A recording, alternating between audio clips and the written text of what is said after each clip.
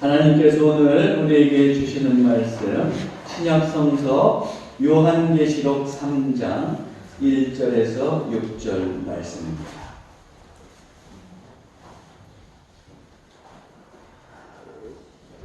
우리 계시의 말씀을 한 절씩 교독하겠습니다. 사대교회의 사자에게 편지하라. 하나님의 일곱 영과 일곱 별을 가지신 이가 이르시되 내가 네 행위를 아노니 네가 살았다 하는 이름은 가졌으나 죽은 자로다. 너는 이를 얻으려고 하나님의 이름으로 죽은 자로다. 하나님 앞에 정치하지 못하였느니 그러므로 네가 어떻게 받았으며 어떻게 들었는지 생각하고 지켜 회개하라. 만일 일깨지 아니하면 내가 도둑같이 이르리니 어느 때에 내게 이르는지 네가 알지 못하리라. 그러나 사대 그옷을 더럽히지 아니한 자 몇 명이 내게 있어 흰옷을 입고 나와 함께 다니니 그들은 합당한 자인 연고라. 이기는 자는 이와 같이 흰옷을 입을 것이요 내가 그 이름을 생명책에서 결코 지우지 아니하고 그 이름을 내 아버지 앞과 그 천사들 앞에서 시인하리라. 위에 있는 자는 성령이 교회들에게 하시는 말씀을 들을지어다. 아멘.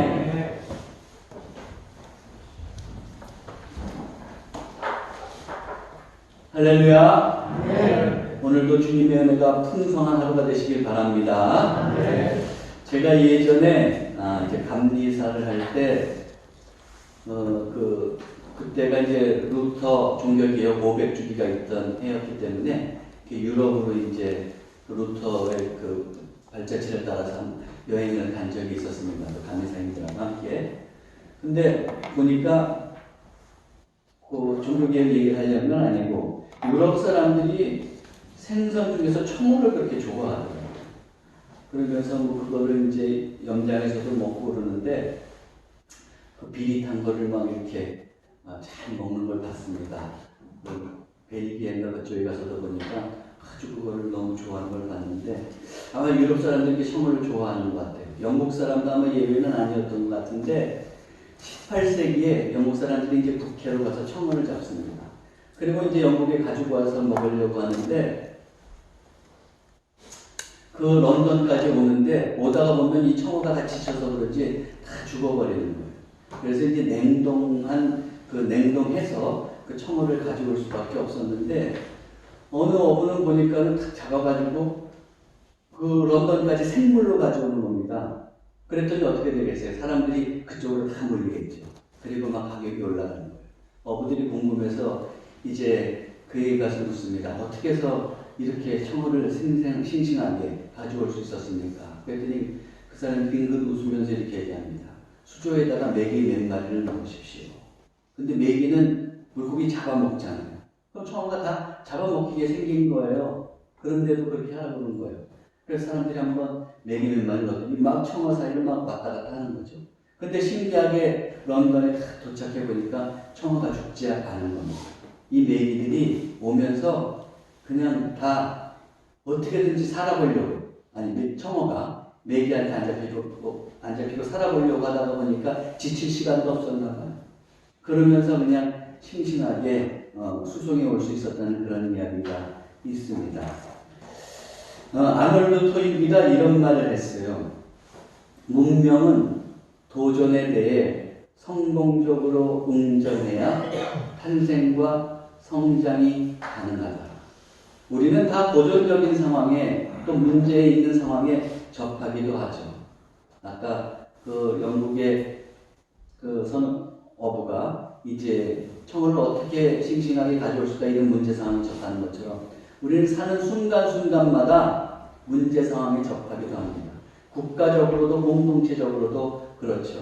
그럴 때 그런 도전이 다가올 때에 어떻게 성공적으로 대응하고 응전하느냐에 따라서 새로운 문명이 탄생하고 성장할 수도 있다. 이런 말을 이제 아놀드 토인비가 한 겁니다. 요즘 보면 세계 경제적으로 굉장히 어려운 시기에 있는데 국가적으로 이럴 때에도 현명하게 대처해야 되죠. 그런 의미에서 참 지도자가 중요한 겁니다. 또 국가와 공동체적으로도 그런 상황을 만날 때 나태하지 않고 어떻게 정말로 문제를 해결해 나가느냐가 중요할 겁니다. 교회도 마찬가지입니다. 문제없고 편하다고 해서 그냥 나태하다가 보면 신앙적으로 퇴보하게 되어 있습니다. 오늘 본문에 나오는 사대교회가 그냥 자기의 편안한 생활에 안주하다가 명목상의 교회가 되었고, 그래서 주님의 책망을 받는 것을 우리는 본문에서 볼 수가 있습니다. 그런데 이 사대라고 하는 도시도 역사적으로 보면 안주했다가 낭패를 당한 큰 경험이 있습니다. 이 사대는 기원전 600년경에는 굉장히 그 지중해 세계에서 큰 도시였어요. 헬라인들이 다 두려워하는 도시였습니다. 그 사대 성체는 460m 그 높이 언덕 꼭대기에 세워져 있었습니다. 삼면이 낭떠러지예요. 그러니까 천혜의 요새죠. 공격해 와서 쉽게 함락될 수가 없는 겁니다. 그것뿐만 아니라 팍툴로스라고 하는 강이 있는데 거기에 사금이 나왔어요. 어떻습니까? 아주 그냥 그 천혜의 요새에 금까지 나오니까 강력하고 부유한 그 도시일 수밖에 없는 거죠. 그런데 영원한 것만 같았던 이 사대도 결정적으로 두 번의 패배를 하는 경우가 있었어요. 역사적으로 보면. 첫 번째는 고레스 왕의 공격으로 패배합니다. 여러분 성경에서 고레스 왕 다 들어보셨죠? 그 고레스 왕이에요. 그 이스라엘 백성들이 남유다 백성들이 바벨론에 포로로 잡혀갔다가 이제 포로 생활을 할 때 그 페르시아의 그 고레스 왕이 이제 바벨론을 점령하고 그리고 이스라엘 백성을 다시 돌려보내잖아요. 그 고레스 왕. 그 고레스 왕이 이제 어쩌면 세력을 펼쳐서 이 사대까지 오는 겁니다. 근데 사대는 그때 기병이 굉장히 강했어요. 그러다가 보니까 이 기병을 어떻게 하면 물리칠 수 있을까 생각하다가 묘안을 냈는데 낙타를 타고 가는 거예요. 낙타들이, 아니, 그 말이 낙타를 보면 그렇게 기복을 한다며. 그러니까 막 낙타를 타고 그냥 막 시끄러운 소리를 내면서 가니까 사대의 말들이 그냥 혼비백산하고 다 도망가는 거예요. 그렇게 하니까 군사들이 다 도망해서 어디로 들어가느냐? 그 사대성 꼭대기로 올라가는 거예요. 요새로 올라가는 거죠. 이제 고레스 왕이 딱 가서 보니까 그렇게 다 숨어있고, 꽁꽁 숨어있고, 그리고 고레스 왕도 쉽게 공격할 수가 없는 겁니다. 그래서 이제 병사들에게 얘기하는 거죠. 저기 이 사대성을, 성벽을 함락할 수 있는 묘안을 내는 자에게 내가 큰 상을 내리겠다. 이렇게 이제 말하는 것이죠. 그때 히에로에데스라고 하는 사람이 다 유심히 보니까 사대 그 성벽에 체구가 작은 사람이 들어갈 만한 구멍이 있는 거예요. 그걸 발견했어요. 그래서 병사들 몇 명하고 가서 몰래 가가지고 거기 기어 올라가고 그 구멍으로 들어간 겁니다. 그 들어가 보니까 그게 성벽 안쪽 끝까지 꼭대기까지 통해 있는 거예요. 근데 거기 올라가 보니까 아무도 방비를 안 하고 있는 거예요. 왜 안 했을까요? 절대로 외적이 쳐들어올 거라고 사대 사람은 생각을 못 한 거예요. 그래서 방비하는 것을 게을리하고 있었던 거죠. 그래서 어떻게 하냐면 이들이 쉽게 이제 성벽문을 연 겁니다. 그리고 나서 순식간에 이제 사대는 정복당하고 마는 것이죠. 그래서 그때 이후로 이런 그 격언이 생겼다고 해요. 사대를 함락시켰다. 사대를 함락시켰다는 말은 뭐냐면 불가능한 일을 이뤘다. 이런 의미로 사용한다고 합니다. 여러분들도 어디 가서 그냥 불가능한 일을 이뤘을 때 그렇게 하세요. 사대를 함락시켰다. 고급스럽게 한번 그렇게 써보시기 바랍니다. 자, 두 번째로 또 결정적인 패배는 언제 있었느냐? 주전 214년인데 그때는 그 셀류코스 제국이 있을 때예요. 그때 안티오코스 3세가 반란을 진압하기 위해서 이 사대를 공격해 왔습니다. 이때도 여전히 쉽게 공략할 수가 없었어요. 근데 라보라스라고 하는 자가 또 성벽을 기어올립니다. 근데 이번에도 어떻게 됐을까요? 성벽을 기어올랐는데 또 방비를 안 하고 있었던 거예요. 그래서 성벽문을 이제 열고 들어가서 또 함락하게 되었는데 이때 아주 결정적인 타격을 입었다고 합니다. 그래서 한동안 힘을 못 썼는데 이 이후에 로마 제국이 들어서고 그 다음에 로마 제국이 다스리면서 티베리우스 황제가 아주 전략적으로 이 사대를 지원해 줬어요. 그래서 도시가 회복될 수 있었고 재건되었고 요한계시록이 쓰여질 당시에 이곳은 굉장히 부유한 그런 도시였다고 합니다. 그런데 이 부유한 영향인지 모르겠는데 그 전에 한번 보죠. 역사적으로 이렇게 두 번 지금 함락을 당했잖아요. 왜 함락을 당했습니까? 사대라고 하는 도시의 사람들이 안주했던 거죠. 방심했던 거죠. 절대로 함락당하지 않을 거라고 생각했던 거예요. 나태했던 겁니다. 그러다가 낭패를 당하고 만 것이죠. 그런데 오늘 본문에 보면 이 4대 교회도 이 아픈 역사를 가지고 있는 4대 도시처럼 안주하고 나태했다가 주님의 책망을 받는 겁니다. 오늘도 본문에 보면 이제 예수님께서 말씀하시기 전에 먼저 주님의 모습이 나옵니다. 1절에 뭐라고 되어 있습니까? 4대 교회의 사자에게 편지하라. 하나님의 7명과 7별을 가지신 이가 이르시되 내가 네 행위를 아노니 네가 살았다 하는 이름은 가졌으나 죽은 자로다. 여기서 예수 그리스도의 모습은 어떻게 나타납니까? 하나님의 7영과 7별을 가지셨다 그랬죠. 가지신 이가 바로 주님 우리 예수 그리스도라는 거예요. 자, 그러면 여기서 7영은 뭘 얘기합니까? 성경에서 7은 완전수예요. 숫자에 대해서 조금 말씀드리면 성경에서 3이 나오잖아요. 3은 하늘의 숫자입니다. 그래서 3위일체 하나님 할 때는 3이잖아요. 그리고 4는 땅의 숫자예요. 동서남북해서 땅의 숫자예요. 그러면 3과 4를 더하면 어떻게 됩니까? 예, 7이 아니고 7이었네요. 예, 그래요. 7이죠. 그러면 보세요. 하늘과 땅을 다 더한 거잖아요. 그러면 또 3에다 4를 곱하면 어떻게 될까요? 곱하기 잊어버리셨어요? 10이죠. 예, 그래요. 그래서 7과 12는 완전수예요, 완전수. 성경에서. 그래서 12지파라든지 12제자라든지 이런 것도 보면 이제 12로 나오잖아요. 7도 완전수인데 지금 7영이라고 얘기하죠. 완전한 영이라는 뜻이에요. 어떻게 보면. 그러면 완전한 영은 누구실까요? 누굴까요? 성령님. 성령님 얘기하십니다. 이 4대 교회 지금 죽은 것처럼 돼 있어요. 이 4대 교회를 고치실 수 있고 역사하실 수 있는 분은 성령이시죠. 그런 성령의 권세를 가지신 분이 누구라는 거예요? 우리 주님이시라는 거예요. 그리고 또 7별을 가지셨다고 그랬어요. 7별은 뭐라고 그랬죠? 지난번에? 뭐였더라? 자꾸 잊어버리셔야 돼. 그래서 제가 또 나중에 리바이벌을 하는데 7별 뭐라고 되어 있어요? 요한계시록 1장 20절에 뭐라고 되어 있어요?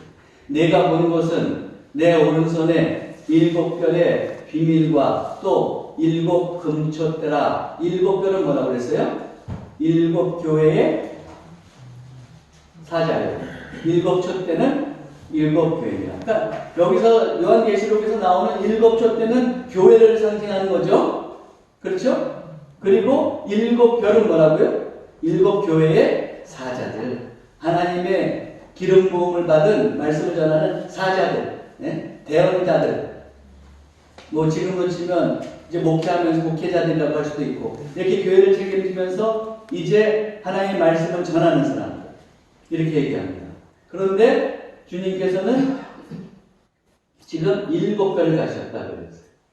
교회의 역사하시는데 이런 그 사자들을 통해서 주님께서 역사하신다는 거예요. 직접 예수님께서 교회에 오셔서 역사하시는 게 아니라 이제 그 7별 사자들을 통해서 역사하신다는 말씀입니다. 자, 이런 예수님의 모습에 이어서 본문은 이제 단도직입적으로 예수님의 책망의 말씀, 꾸짖음의 말씀을 하고 계세요. 뭐라고 했어요? 내가 내 행위를 아노니 내가 살았다 하는 이름은 가졌으나 죽은 자로다 그랬죠.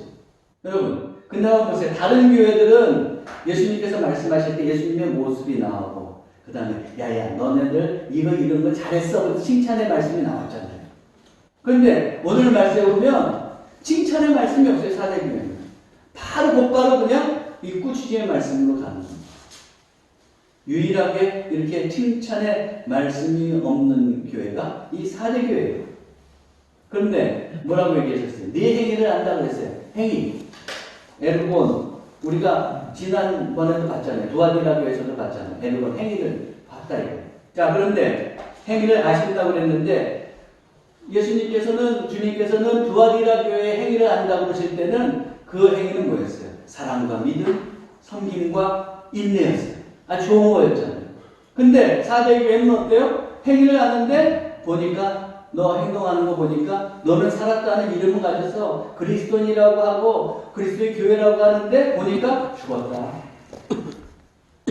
그렇게 지금 예수님께서 말씀하고 계십니다. 한마디로 얘기하면 교회는 교회인데 명목상이 그리스도인은 그리스도인인데 명목상의 그리스도인이라는 말이에요. 사대교회는 겉으로 보기에는 누가 봐도 하나님의 교회처럼 보였습니다. 사대교회는 절대로 신앙생활에서 벗어나거나 믿음을 거부하는 자들이 아니었어요. 그들은 다 예배도 하고 헌금도 하고 기도도 하고 선교도 하고 구제도 했습니다. 다 했어요. 그런 거 똑같이. 그러나 신앙생활에 있어서 어느 것 하나도 어느 때인가부터 제대로 하지 못하는 거죠. 겉으로는 번듯하게 신앙생활 하는 것 같아요.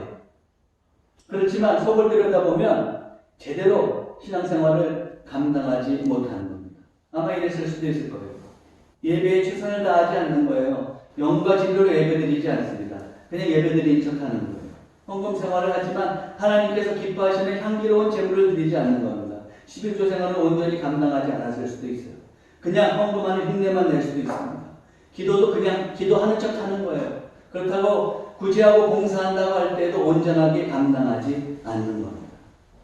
최선을 다해서 신앙생활을 감당하지 않습니다. 무엇보다도 더 문제인 것은 어쩌면 일상생활과 신앙생활이 분리되어 있었을지도 모릅니다. 교회에서는 모였을 때는 신앙적으로 모였을 때는 거룩한 것 같은데 세상에 나가서 살 때는 속되게 사는 거죠. 말씀에 합당하게 살지 않는 거예요. 그러면서 이 세상과 교회의 이중적인 생활, 분리된 생활을 했을 수도 있다는 말이에요. 한마디로 얘기하면 이 사대교인들은 경건의 모양은 가졌으나 경건의 능력은 없는 교회였어요. 디모데후서 3장 2절에서부터 5절 보면 뭐라고 되어 있어요? 사람들이 자기를 사랑하며 돈을 사랑하며 자랑하며 교만하며 비방하며 부모를 거역하며 감사하지 아니하며 거룩하지 아니하며 무정하며 원통하며 풀지 아니하며 모함하며 절제하지 못하며 사나우며 선한 것을 좋아하지 아니하며 배신하며 조급하며 자만하며 쾌락을 사랑하기를 하나님 사랑하는 것보다 더하며 그 다음에 뭡니까? 경건의 모양은 있으나 경건의 능력은 부인하니 이 같은 자들에게서 네가 돌아서 디모데에게 이제 권면하는 거죠. 근데 보세요. 경건의 모양은 있으나 경건의 능력은 부인하는 자. 그게 보면은 앞에 이렇게 산 사람들 각자 따라보는 게 아니고 이렇게 행동하는 사람을 총칭해서 경건의 모양은 있으나 경건의 능력은 부인하는 자. 이렇게 볼 수도 있는 거예요. 그래요. 사대교회는 어떻습니까? 한마디로 얘기하면 이렇게 그리스도인이라고 하지만 경건의 능력을 부인하면서 살아가는 명목상의 교회였습니다. 그래서 주님께서는 이렇게 말씀하시는 거예요. 2절 하반절에 보면 뭐라고 했어요? 내 하나님 앞에 내 행위에 온전한 것을 찾지 못하였노니. 여기서 온전한이라는 뜻은 속을 채울 수 있는 것을 말하는 거예요. 그걸 의미하는 거예요. 그러니까 어떻게? 속이 비어있다는 거예요. 껍데기만 남았다는 뜻입니다. 왜? 이렇게 빈 껍데기만 남은 명목상의 교회가 되었을까요? 사도행전은 어쩌면 아무런 어려움을 겪지 않았기 때문에 이렇게 되었을지 모르겠어요. 사대교회 교인들은 대부분 경제적으로 부유했던 것 같아요. 사대 도시가 부유했으니까. 또 유대인의 회방을 받지도 않았어요. 그렇다고 이단의 공격을 받지도 않았고 뿐만 아니라 로마 제국의 박해도 없었습니다. 아주 편안한 생활이었죠. 그러다가 보니까 어떻게 돼요? 외부로부터 문제가 없으니까 신앙적으로 나태해지고 해해질 수도 있는 거죠. 여러분, 어떻게 보면 우리는 그렇게 문제를 당하기를 원치 않습니다. 그렇죠? 근데 때로는 문제 없는 게 우리의 신앙을 퇴보로 이끌 수도 있다는 것을 또한 기억하셔야 돼요. 그래서 저는 여러분들이 문제는 당하지 않되 믿음은 강하게 갖고 살아가시길 바랍니다. 여기서 하여튼 우리가 돌아볼 게 있어요. 지금 우리는 어떠냐? 우리도 좀 편안한 생활을 하면서 그런 주님을 향해서 열심히 어떤 믿음을 상실하고 살아가진 않는가 한번 돌아볼 필요가 있습니다. 우리는 예전처럼 바꿈는 시대에 살고 있지 않잖아요. 그렇죠? 요즘처럼 이렇게 편안한 시대가 어디 있습니까? 아니, 옷이 옛날에는 옷장에 6벌이 있었어요. 그냥 철마다 하나씩 입고 그냥 그거 계속 입고 살았죠, 사실. 목욕탕은 일주일에 한 번 가면 잘 가는 거예요. 고기는요, 정말 가물에 콩나듯이 먹었잖아요. 근데 요즘은 어떻습니까? 매일 샤워, 매일 샤워. 옷은 어때요? 너무 많아서 못 입는 것이 없어서 못 입는 게 아니라. 예전에는 속옷도 그냥 그 하얀 속옷 새카매질 때까지 입었는데 지금 매일 갈아입죠. 어떻게 보면 우리는 굉장히 안락하고 편안한 시대에 지금 살고 있습니다. 옛날이 좋았다 그러는데 여러분들 옛날로 돌아가시면은 살 수 있을는지 모르겠어요. 그 찬 겨울, 아주 추운 겨울에 찬 냇가에 가가지고 거기서 얼음기 해가지고 빨래 한다고 생각해요. 지금은 도저히 상상할 수 없는 일이지 않습니까? 그만큼 우리가 편안해졌어요. 그것뿐만 아니라 신앙생활도 어떻습니까? 신앙생활 한다고 해서 핍박받거나 순교할 정도의 그런 어려운 상황에 처하지는 않습니다. 그러다가 보니까 우리가 어때요? 우리 또한 신앙생활에서 나태해질 그런 위험이 언제든지 도사리고 있다는 것을 우리가 기억해야 돼요. 혹시 사대교회의 모습이 나의 모습이 아닌지 한번 돌아볼 필요가 있습니다. 만약에 우리도 사대교회와 같은 처지라고 한다면 어떻게 해야 될까요? 오늘 말씀을 한번 잘 비교를 볼 필요가 있겠죠. 주님께서는 사대교회에게 이렇게 꾸짖고 나서 어떻게 권면하고 계세요? 2절 상반절을 보실까요? 같이 읽어볼까요? 너는 일깨어 그 남은 바 죽게 된 것을 굳건하게 하라. 일깨어, 먼저 일깨어라 이렇게 얘기했어요. 깨어나라 이 말이에요. 이 일깨어는 헬라어, 일깨어는 그레고레오는 어떤 뜻이냐면 깨어있다, 정신을 차리다 이런 뜻이에요. 이거를 제가 영어 성경을 보니까 NIV에는 이렇게 쉽게 되어 있어요. Wake up, 일어나, 깨어나라, 일어나라. 그렇게 되어 있더라고요. 깨어나라. 근데 성서 주석가들은 여기서 깨어나라 그랬을 때 이 깨어난다고 하는 것을 그냥 깨어나는 게 아니고 내가 깨어난 것을 다른 사람들에게 보여줄 정도가 돼야 됩니다. 깨어난 것을 보여줘라 이런 뜻으로 해석해야 된다는 겁니다. 그러면 어때요? 여기서 일깨어 깨어나라는 것은 한마디로 얘기하면 어떻습니까? 내가 깨어날 뿐만 아니라 깨어난 모습을 보여주는 그런 신앙 상태로 가야 된다. 그러면서 또 뭐라 그래요? 그 남은 바 죽게 된 것을 굳건하게 하라 그랬잖아요.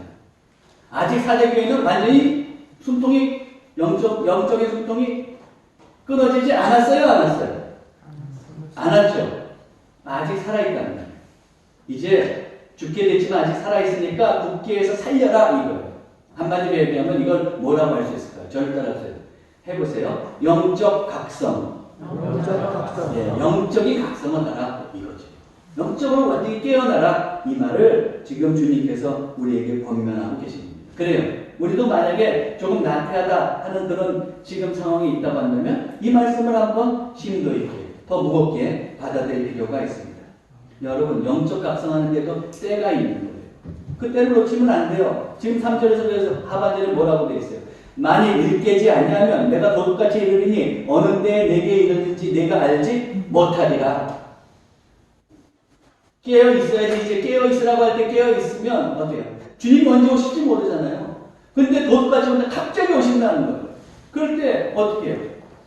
깨어 있으면 우리가 기쁨으로 주님을 맞이하고 우리의 모습을 보면서 주님께서도 기뻐하시지만 깨어 있지 못하다고 한다면 참 안타까운 그런 현실이 되겠죠.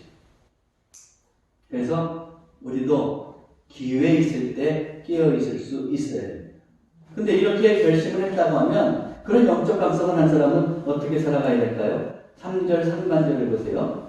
그러므로 같이 읽어볼까요? 네가 어떻게 받았으며 어떻게 들었는지 생각하고 지켜 회개하라. 여기 보면 세 가지를 명령하고 있어요. 생각하고 지켜 회개하라. 이 세 가지를 명령하고 있는데 첫 번째로 네가 어떻게 받았으며 어떻게 들었는지를 생각하라 그래요. 이건 제가 먼저 결론을 말씀드리고 할게요. 영적 각성을 한 사람들은 말씀을 함께하며 살아가야 돼요. 말씀과 함께 살아가야 돼요. 초대교회 성도들 복음을 전해 들었어요. 그래가지고 예수님을 영접했어요. 그래서 구원받고 하나님의 백성이 됐잖아요. 그러니까 네가 어떻게 받았으며 그렇게 받았지 않니? 그거 꼭 기억해라. 이래요. 여러분들도 구원받은 거 다 확신하시죠? 예, 내가 예수 그리스도를 믿고 천국의 백성이 됐다고 하는 그 확신을 꼭 부여잡을 필요가 있어요. 그런다면 어떻게 돼요? 그 사대교회들은 그렇게 구원받는다면 어떻게 됩니까? 어떻게 들었는지 생각하고 그랬잖아요. 모여서 예배 때마다 말씀을 들었을 거예요. 그 당시에는 신약 성경이 아직 완전히 완결되어 있지 않은 상태고 기록되어 있지 않은 상태였어요. 그러니까 어떻게 되겠어요? 사대교회들은 지금 교회로 그리고 또 같이 모여서 이제 하나님의 사자의 말씀을 듣는 거예요. 그렇죠? 자, 그렇게 해서 들었던 복음의 말씀, 그 말씀을 생각하라. 여기서 생각하라는 건 계속해서 생각하고 그걸 한 번 생각하고 그치는 것이 아니고 계속 생각하라는 거예요. 그러니까 어때요? 지금으로 얘기하자면 이 하나님의 말씀, 우리 지금은 다 기록되어 있는 말씀이 있잖아요. 선포된 말씀, 이 말씀과 함께 살면서 이 말씀을 간직하고 살라 이 말씀. 여러분, 그렇게 우리가 말씀을 간직하고 살면 계속해서 이렇게 말씀을 접하다 보면 어떻게 되냐면 성경의 세계관이, 말씀의 세계관이 우리 안에 스며들게 돼요. 그래서 어떻게 됩니까? 자연적으로 우리는 말씀을 통해서 힘을 얻고 말씀대로 살고 말씀에 같이 가는 대로 살게 됩니다. 2차 대전 때 어느 중국인 선교사, 여자 선교사가 이제 일본군에게 체포돼서 수용소에 갇히게 됐어요. 그런데 다행히 요한복음 한 권으로 된 단권 성경은 그 수용소에 가지고 들어갈 수가 있었어요. 그래서 혹독한 생활을 하지만 꼭 잠자리에 들기 전에 말씀을 읽는. 그러다가 3년이 지나고 이제 전쟁이 끝나서 포로들이 풀려나는 거예요. 석방이 됐는데 풀려나는데 다른 사람은 초죽음이 돼서 지쳐서 지금 이제 수용소에서 나오는 겁니다. 근데 이 사람 얼굴이 환해가지고 막 웃으면서 나오는 거예요. 그랬더니 주변의 사람들이 뭐라고 그래요? 저거 이상한데? 일본군하고 저거 이렇게 그냥 일본군에 협력해가지고 거기서 편하게 살았나? 그래서 일본군에게 세뇌당했을 수도 있어. 막 이렇게 의심을 했어요. 그래서 한 기자가 이제 그 선교사를 찾아가서 조사를 하는 겁니다. 그리고 이제 취재를 했는데 그리고 나서 이 기자가 얘기하는 거예요. 그녀가 세뇌당한 것은 확실합니다. 그런데 그녀를 세뇌시킨 것은 일본군의 사상이 아니라 하나님의 말씀이었습니다. 말씀으로 어때요? 그 고난의 상황을 이겨낼 수 있어. 하나님의 사람으로 살아갈 수 있었던 거죠. 우리도 늘 말씀을 가까이 하면 우리의 생각하는 것이 달라지게 돼 있어요. 저절로 우리의 행동도 달라져 갑니다. 그러므로 모쪼록 깨어있는 성도로서, 영적 각성을 하는 성도로서 말씀을 가까이 하고 말씀을 간직하며 살아가시기 바랍니다. 네. 자, 두 번째로 영적 각성을 하는 사람은 어떻게 살아가요? 지켜. 말씀을 간직하고 듣기만 하고 거기서 끝나는 것이 아니고 그 말씀을 받았으면 행동하고 그렇죠. 지키고 행동하면서 살아갈 수 있어야 돼요. 예전에는 우리 선배들 다 그랬잖아요. 우리 조상들. 어땠냐면 동양에서 공부라고 하는 것은 경전을 기독교가 아니어도 여러 가지 그런 귀한 경전을 읽을 때, 책을 읽을 때 어땠냐면 읽고 그것을 꼭 행동했다고. 그게 공부였어요, 공부가. 그거는 뭐 서양에서도 옛날에는 마찬가지였죠. 그런데 근대의로 넘어오면서 이제 어떻게 되냐면 이 공부라는 것이 그냥 지식을 쌓고 아는 차원으로 넘어가는 거예요. 그러다가 서양 문물이 동양에 들어오면서 이 동양의 사람들도 어떻게 되냐면 어느 순간인가 글을 읽고 행동하고 살아가는 것 이것을 지켜나가기보다 그냥 지식 쌓는 쪽으로 이제 경도되어 가기도 했죠. 그런데 그런 영향이 있어서 그런지 모르지만 우리 그리스도인들 가운데서도 어때요? 말씀을 읽지만 그냥 말씀을 지적인 차원에서 쌓아둔 거로 많은 경우가 많이 있어요. 그러나 우리의 믿음의 선배들 한번 보세요. 그분들은 어떻습니까? 말씀을 받았으면 그 말씀대로 살려고 애썼단 말이에요. 그런데 오히려 말씀의 홍수죠. 지금은 뭐 기독교 방송만 들어도 여기저기서 뭐 설교가 얼마나 많이 나오고 뭐 정말로 내가 원하게 많은 손에 잡히는 게 성경이고 스마트폰으로도 언제든지 성경 앱을 볼 수 있고 말씀 천지잖아요. 어떻게 말씀 천지가 되다가 보니까 말씀을 우리가 우습게 생각할 수도 있고 그 말씀을 소중히 간직하며 행동하며 살아가야 되는데 그렇게 실천하지 못할 때도 있는 것 같아요. 그러나 주님께서는 분명히 말씀하세요. 네가 말씀을 생각하고 그 다음에 지키라. 그것이 우리에게 또한 필요한 주님께서 주시는 명령인 것을 여러분들이 꼭 기억하시기 바랍니다. 세 번째로 우리가 영적 각성을 하며 살아간다고 하지만 그럼에도 불구하고 우리도 실수할 때가 또 있는 거예요. 사람이니까. 불완전한 존재니까. 그래서 뭐라고 그래요? 회개하라. 회개하라고.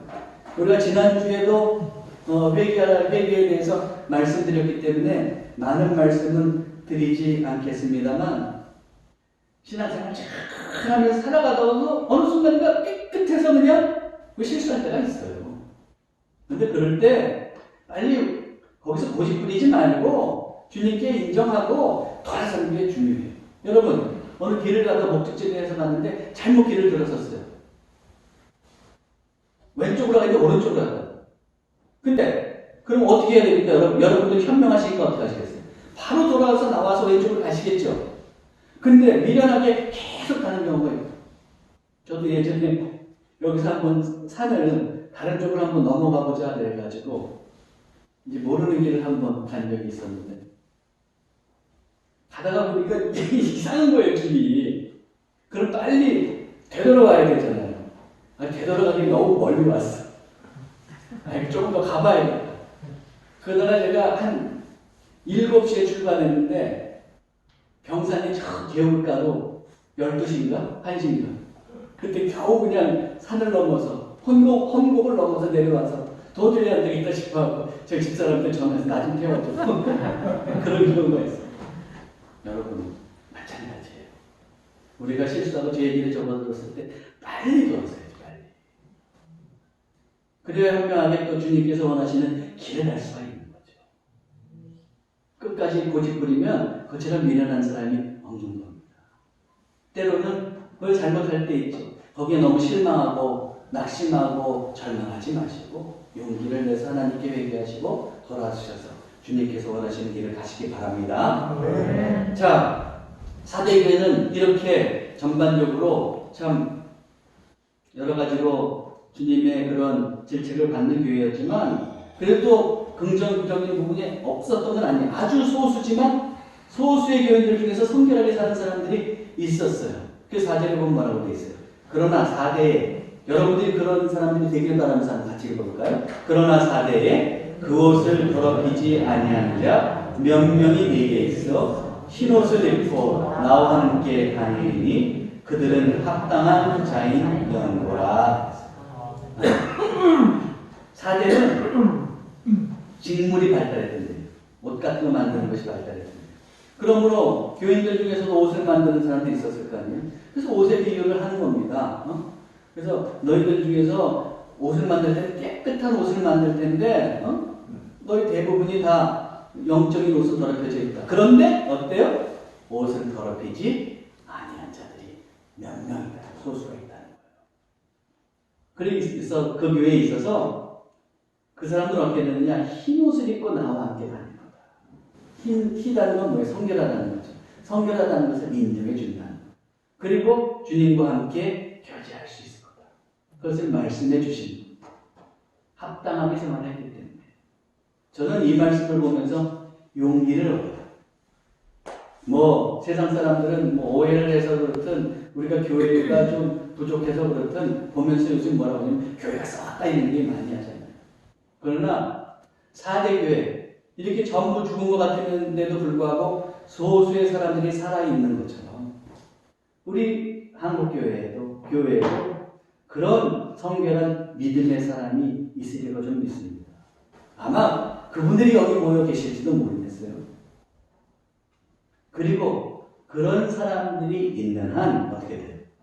교회에 희망이 있는 거죠. 그런 사람들로 인해서 교회는 또한 새롭게 변형되고 또 개혁되고 주님 보시는 모습으로 회복되어 나갈 것입니다. 되도록이면 여러분들이 그 영적인 소수가 되시기를 바랍니다. 여러분 우리에게는 두 가지 길이 있어요. 오늘 본문에서 보면 이렇게 영적인 소수가 되든지 성결한 소수가 되든지 아니면 좀 잘못했으면 빨리 돌아서서 영적으로 깨어있는 사람, 영적 각성을 한 사람이 돼야 돼요. 그렇게 해서 이겨나갈 때 이기는 자에게 주시는 주님의 약속이 있어요. 5절 한번 볼까요? 같이 읽어보겠습니다. 이기는 자는 이와 같이 흰옷을 입을 것이요 내가 그 이름을 생명책에서 결코 지우지 아니하고 그 이름을 내 아버지 앞과 그의 천사들 앞에서 시인하리라. 네. 순결하게 신앙생활을 했든지 영적인 소수가 되었든지 아니면 그렇지 못했지만 이제 영적으로 깨어있는 사람이 돼서 영적 각성을 해서 주님 보시기에 말씀을 가까이 하고 지키면서 회개하면서 살든지 그렇게 해서 이기는 자에게는 주님께서 흰 옷을 입을 영광을 주신다고 했어요. 아까도 얘기했죠. 흰 옷이란 건 뭐예요? 성결한 것을 얘기하는 거죠. 성결한 것을 인정해 주신다. 네가 정말로 그렇게 아름답게 신앙생활을 했구나. 인정해 주시겠다. 그러면서 또 뭐라고 해요? 두 번째는 내가 그 이름을 생명책에서 결코 지우지 않겠다. 그럼 그렇게 안 하면 생명책에서 지우시겠다 이 말씀이에요. 여러분 거기에 강조가 있는 것이 아닙니다. 구원받은 자들의 이름을 생명책에서 지우겠다는 거에 강조가 있는 것이 아니라 뭐예요? 그만큼 그 이름을 기억하겠다는 걸 강조하는 거예요. 이기는 자는 주님께서 꼭 그 이름을 기억해 주세요. 그리고 나서 어떻게 해요? 그 이름을 내 아버지 앞과 천사들 앞에서 시인한다 그랬어요. 여러분들이 세상에서 아주 유명한 사람이 있는데 여러분을 찾아와가지고 사람들 많은 데서 갑자기 안글씨, 제가 존경합니다. 제가 정말로 너무 부러워하는 분이에요. 그렇게 얘기한다 그러면 기분이 어떻겠어요? 엄청 좋으시겠죠. 그러면 내가 정말 잘 살았나 보다. 저 사람 날 모를 텐데 어떻게 저런 말을 하지? 그렇게 생각하면서 기분이 좋을 수 있겠어요. 근데 하물며 유명한 사람이 그렇게 얘기하든 대통령이 그렇게 얘기하든 그래도 기분이 좋을 텐데 대통령 정도가 아니에요. 예수님께서 뭐예요? 성부 하나님이 계시고 또 천사들이 수없이 꽉 차 있는데 그 앞에서 내가 탁 서 있는데 예수님께서 나를 가리키면서 내가 네 이름 알지? 네가 이긴 자잖아. 정말 수고해. 마지막 날에 그렇게 인정해 주신다면 그것처럼 영광스러운 일이 어디 있겠습니까? 여러분, 그런 주님의 인정을 받는 주의 백성들이 되시기를 바랍니다. 말씀을 이제 정리하겠어요. 우리는 순결한 소수가 되든지 아니면 실수했으면 빨리 깨어나는 사람이 돼야 돼요. 그래서 말씀과 함께 살고 말씀을 행하고 또 잘못했을 때 빨리 회개하고 주님 보시기에 아름다운 모습으로 살아가셔서 이기는 자로 바로 서시고 주님이 기뻐하시는 백성이 되시기를 주님의 이름으로 축원합니다. 기도하겠습니다. 하나님, 저희들이 사대 교인들처럼 경건의 모양은 있으나 경건의 능력은 없는 자는 아니었습니까? 명목상의 그리스도인은 아니었습니까? 저희들 다시 깨어나기를 원합니다.